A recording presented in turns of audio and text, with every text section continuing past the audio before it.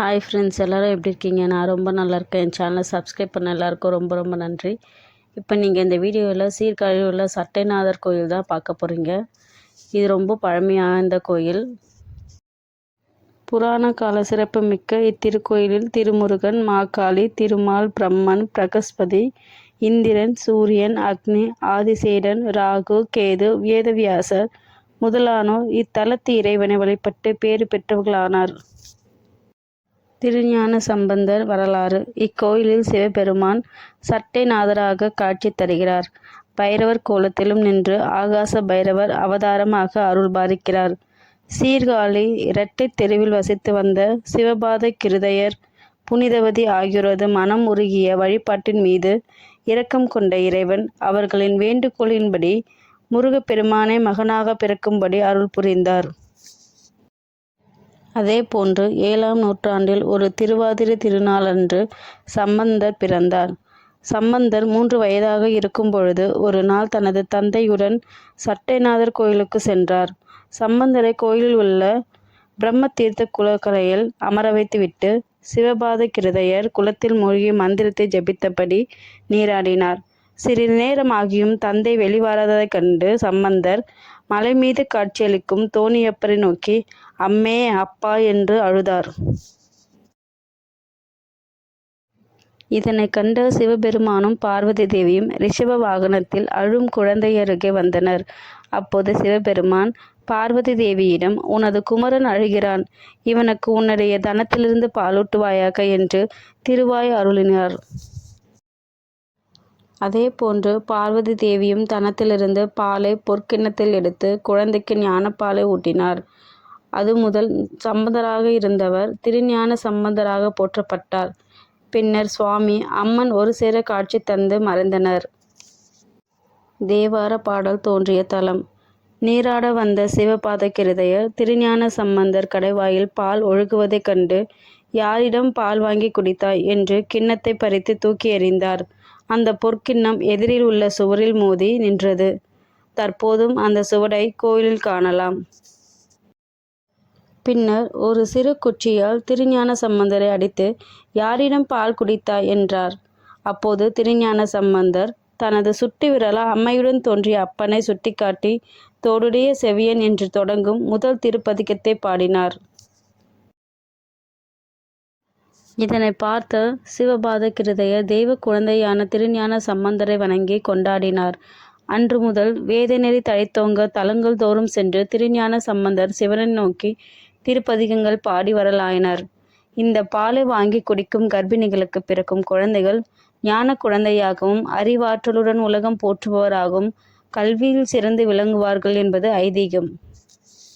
சீர்காழி கோயிலில் சிவபெருமான் சட்டநாதர், வடுகநாதர், தண்டபாணி என பல திருநாமங்களோடு விளங்கி வருகிறார். முன்பு ஒரு காலத்தில் எலி ஒன்று சிவன் சன்னதியில் சுற்றி திறந்தபோது அதன் வால் நுனிப்பட்டு அணைய இருந்த திருவிளக்கு பிரகாசமாக எரிய தொடங்கியது. அந்த பயனால் எலி பிற்காலத்தில் மகாபலி சக்கரவர்த்தியாக பிறவி எடுத்தது. மகாபலி மன்னனிடம் வாமன அவதாரம் எடுத்து மகாவிஷ்ணு 3 அடி மண் கேட்கிறார். வந்திருப்பது பெருமாள் என்று தெரியாமல் மகாபலி மன்னனோ 3 அடி மண்தானே என எடுத்து கொள்ளுமாறு கூறுகிறார். பூமியை 1 அடியாகவும் வானத்தை 2வது அடியாகவும் அளந்த பெருமான் 3வது அடியை அளக்க மகாபலி மன்னன் தலை மீது கால் வைக்கிறார். அப்போது மன்னன் பூமியில் புதைந்து மறைகிறார். இதன் மூலம் உலகில் தானே பெரியவன் என்ற எண்ணம் மகாவிஷ்ணுக்கு ஏற்பட்டு ஆக்ரோஷம் அடைந்து இடையூறு செய்கிறார். இதனால் தேவர்கள் சிவபெருமானிடம் ஓடி சென்று முறையிடுகின்றனர். சிவபெருமான் மகாவிஷ்ணுவை அழைக்கிறார். இதனால் வருத்தமடைந்த மகாலட்சுமி சிவபெருமானை நோக்கி தவம் இருக்கிறார். சிவபெருமான் தவத்தை ஏற்று மீண்டும் மகாவிஷ்ணுவை உயிர்ப்பிக்கிறார். அப்போது மகாவிஷ்ணு தனது தவறை உணர்ந்து தனது தோலினை சட்டையாகவும் எலும்பை தண்டாயுதமாகவும் நரம்புகளை மாலையாகவும் அணிந்து கொள்ள சிவபெருமானிடம் வேண்டுகிறார். அதன்படி மகாவிஷ்ணுவின் தோலை சட்டையாகவும் அணிந்து கொண்டு சட்டநாதராக மலை மீது சிவபெருமான் காட்சி தருகிறார். மகா பிரளய காலத்தில் பார்வதிக்கு இறைவன் ஆன்மீக பாடங்களை கற்பித்த இடம் சீர்காழி. இது 11வது சக்தி பீடமாகும். இங்கு அன்னை மகாலட்சுமியாக அருள் பாலிக்கிறார். இங்கு வழிபடுவது பக்தர்களை பெருமை மற்றும் ஆணவத்திலிருந்து விடுவிக்கிறது.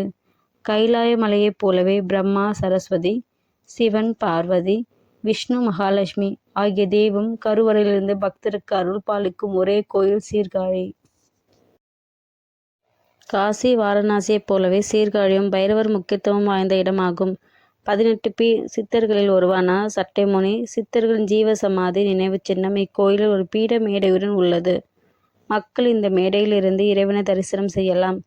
பிரம்மா மூர்த்திகளில் தான் சிறந்தவர் என்று நினைத்து பெருமை கொண்டார். அவருக்கு ஒரு பாடம் கற்பிக்க பிரணவ மந்திரத்தை இறைவன் மறக்க செய்தார். தனது முட்டாள்தனத்தை உணர்ந்த பிரம்மா இங்கு சிவனை வழிபட்டு அவரது நினைவை மீட்டெடுத்தார். பிரம்மா இங்கு வழிபட்டதால் இந்த இடம் பிரம்மபுரம் என்றும் இறைவன் பிரம்மபுரீஸ்வரன் என்றும் அழைக்கப்படுகிறார். சட்டைநாதரை வழிபட்டால் சிவன், பிரம்மா, விஷ்ணு ஆகிய மும்மூர்த்திகளின் அருளையும் பெறலாம் என்பது ஐதீகம். கோயிலில் உள்ள வலம்புரி மண்டபத்தில் அஷ்ட பைரவர் வைக்கப்பட்டுள்ளாங்க.